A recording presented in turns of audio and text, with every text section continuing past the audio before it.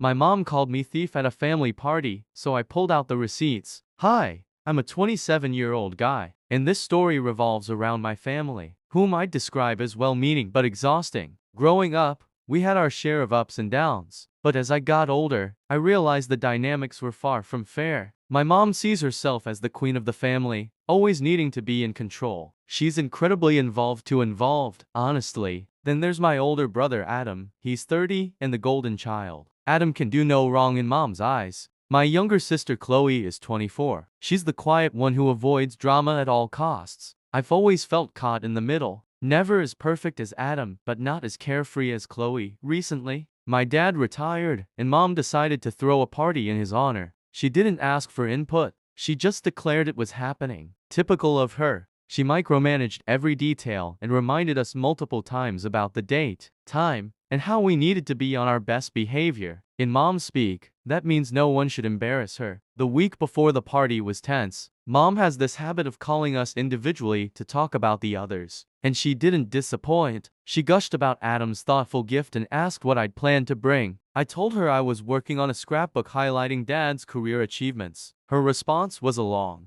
awkward pause, followed by, "Well, it's the thought that counts." Translation, not good enough. Adam's gift was a fancy leather briefcase. Mom couldn't stop raving about it, and I already knew comparisons were brewing before the party even started. On the day of the event, I was running a little late, not intentionally, but because I'd spent extra time perfecting my gift. When I arrived at my parents' house, I was greeted with tight smiles and thinly veiled comments. Mom's first words were, "Everyone else made it on time," but I let it slide like I always do. I handed over my gift and joined the gathering. The atmosphere was the same as usual, small talk masking underlying tension. Adam and Chloe were already there. Adam, as expected, was playing mom's right-hand man, while Chloe sat in a corner, scrolling on her phone, trying to blend in. After dinner, which mom made sure to remind us she had prepared herself, it was time for the gifts. Adam's briefcase was presented first. It came in a sleek box, and mom went on and on about how perfect it was. Dad thanked Adam and admired the briefcase, which earned a round of applause. Then it was my turn. I handed Dad the scrapbook, explaining it was filled with photos, old documents, and notes from his colleagues over the years. Dad looked genuinely touched as he flipped through it, but mom's face said it all. A tight smile and a lukewarm, "That's sweet."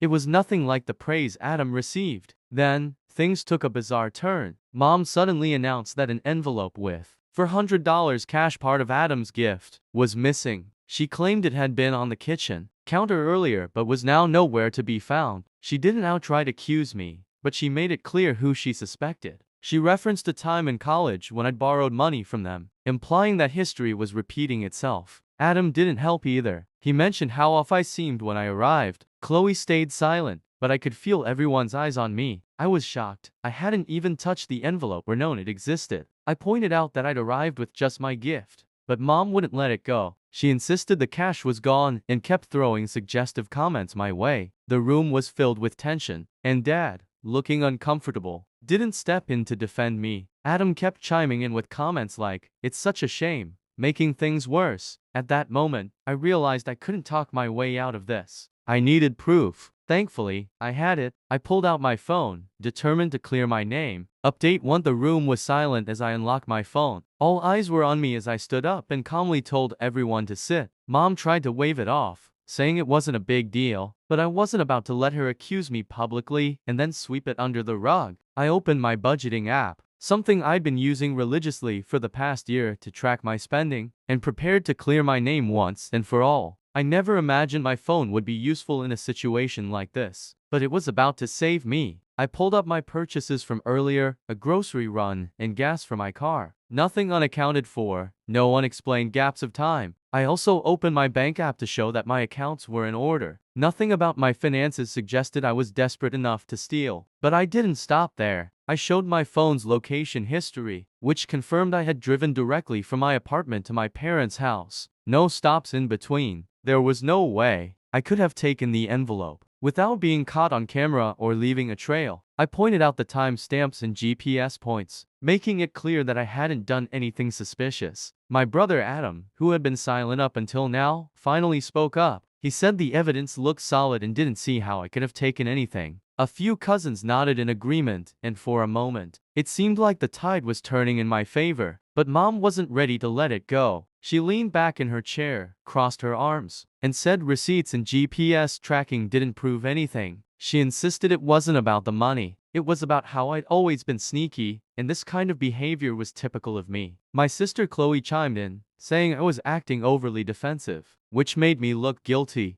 That was it. I stood firm and made it clear I wasn't being defensive. I was defending myself from a baseless accusation. If they were going to accuse me of something this serious, they needed actual proof, not just Mom's gut feeling. At that point, my dad, who had stayed quiet until now, finally spoke up. He asked Mom and Chloe if they were sure the envelope was even missing and if they had real evidence tying me to it. Chloe hesitated and admitted that she had handed Mom the envelope earlier that day for safekeeping. Everyone turned to Mom, waiting for an explanation. She seemed caught off guard, but reluctantly agreed to search for the envelope. She suggested we all split up and check different parts of the house. We searched through drawers, under cushions, and even in the trash. I still wasn't convinced the envelope was missing, so I kept an eye on Mom as we searched. It didn't take long before I noticed something odd. Mom was hovering near her purse, glancing around like she didn't want anyone to notice. She opened it slightly, peeked inside, and quickly zipped it shut again. My instincts told me to check it out, so I walked over and spotted the edge of a white envelope sticking out of her side pocket. I pulled it out and held it up for everyone to see. It was the missing envelope, with Chloe's handwriting on the front. The room went dead silent. Mom's face turned red as she stammered an excuse. She said she must have put it in her purse earlier and forgotten about it, but it didn't add up. If she had the envelope the whole time,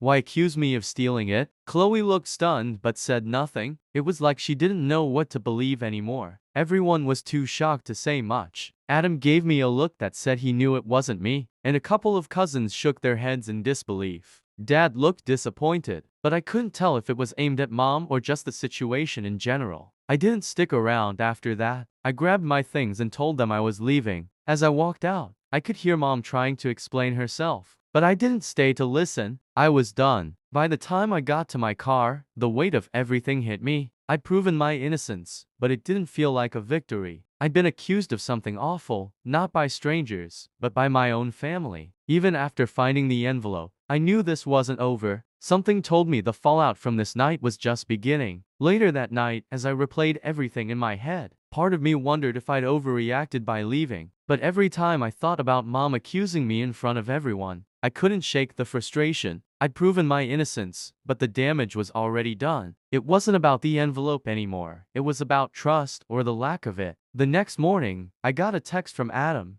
He rarely gets involved in family drama, so I was surprised when he reached out. He said he thought Mom's behavior was completely out of line and that I'd been right to defend myself. He didn't say much more, but even that small gesture felt like support. Chloe, on the other hand, was a different story. I don't follow her on social media, but one of my cousins sent me a screenshot of her latest post. It was one of those vague, passive-aggressive updates about how family drama ruins special moments and how some people can't let things go. She didn't name names, but it was clear who she was talking about. I decided to ignore it and move on, but Mom wasn't about to let me do that. Later that day, she texted me, saying the whole thing was a misunderstanding, and that I'd overreacted by walking out. She went on about how I made a scene and embarrassed her in front of the family. It was classic Mom twisting the situation to make herself the victim. I didn't bother responding. Dad's silence was what surprised me the most. He tries to smooth things over when Mom goes too far, but I hadn't heard a word from him. I wasn't sure if he was avoiding the situation or just didn't know what to say. Either way, it left me feeling like I was on my own. I talked it over with a few close friends, who didn't hesitate to call the whole thing ridiculous. One of them even joked that I should have recorded the entire interaction and uploaded it online. They helped me see that my frustration was valid, but I figured avoiding her would just make things worse. Mom didn't waste any time accusing me of embarrassing her on purpose. She went on about how stressed she had been from hosting the party, and how I'd taken things too far by leaving. I stayed calm and told her I wasn't going to tolerate this kind of gaslighting. She tried to argue, but I ended the call before she could say much else. Not long after, I started hearing from more extended family members. Apparently, Mom was spreading her own version of events. I told them I wasn't interested in pretending everything was fine just to keep the peace. I made it clear I wouldn't attend any future gatherings unless Mom apologized and made an effort to change. He sounded disappointed but didn't push the issue. Feeling overwhelmed,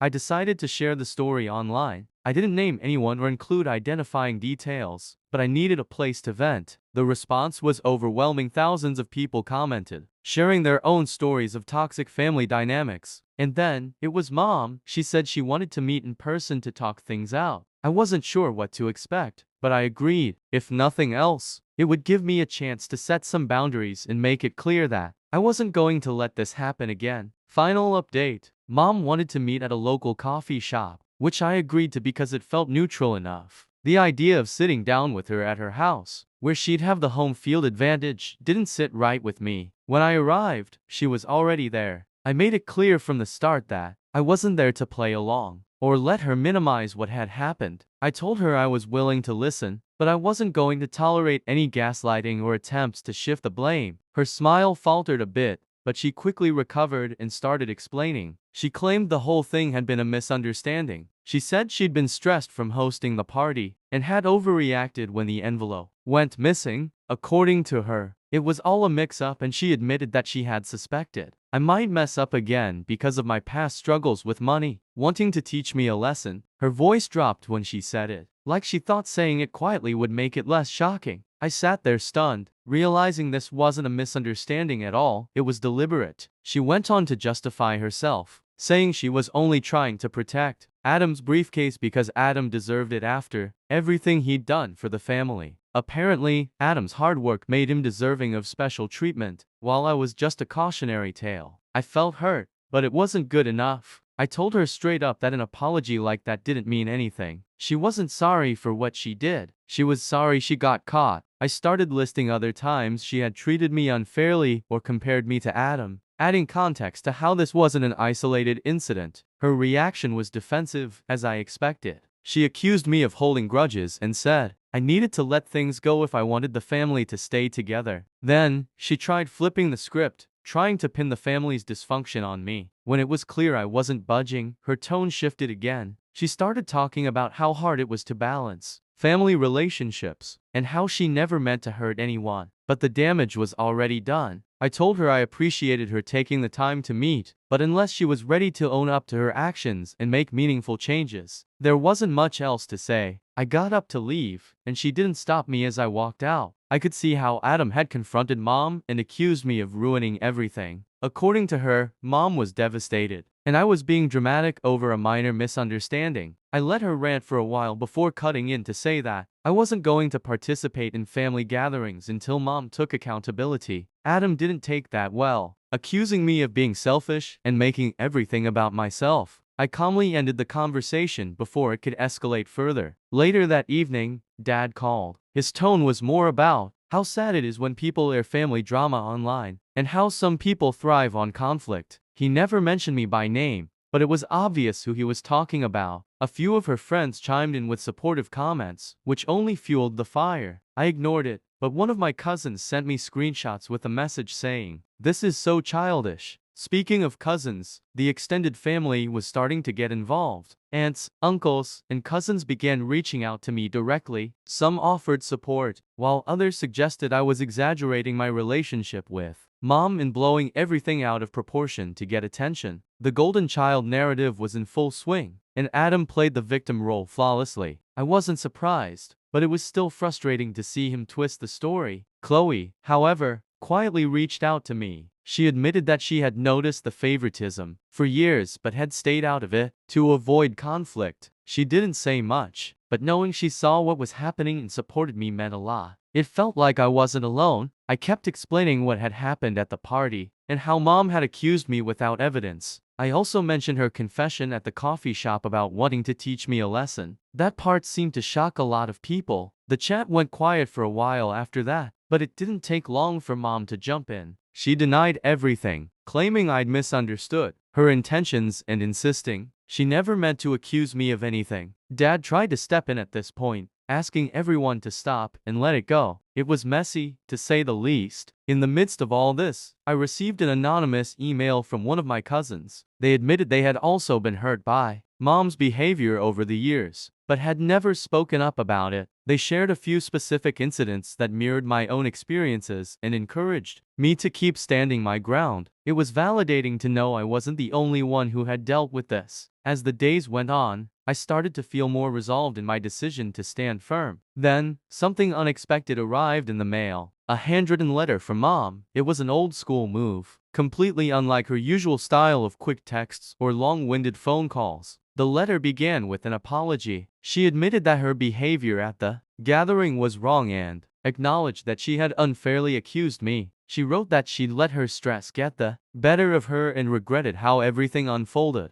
At first, I didn't know what to make of it. On one hand, it was nice to see some accountability, but part of me wondered if it was because she didn't know what else to do. It was classic Adam doubling down and painting himself as the victim. I mentioned the letter to Chloe during one of our conversations. She wasn't surprised but said she thought Mom might genuinely feel guilty. She pointed out that Mom struggles to express herself properly and that the letter might be her way of trying to fix things, even if it wasn't perfect. It gave me something to think about, but I still wasn't ready to let my guard down around her. The cousin who had sent me the anonymous email reached out again, this time over the phone. They opened up about their own experiences with Mom's favoritism and how it had affected them. Hearing their stories felt oddly validating. It wasn't just me who'd noticed these patterns, others had been hurt by them too. As word spread, more extended family members began to rally around me. A few even called out Mom directly, urging her to take responsibility for her actions. With enough pressure from Dad and others, she eventually admitted to the way she dismissed the idea that there was any unfairness in how she treated us, and accused me of overanalyzing everything. It was frustrating, but I focused on my own journey. The therapist validated my feelings, emphasizing that setting boundaries wasn't just okay, it was necessary. Over the next few sessions,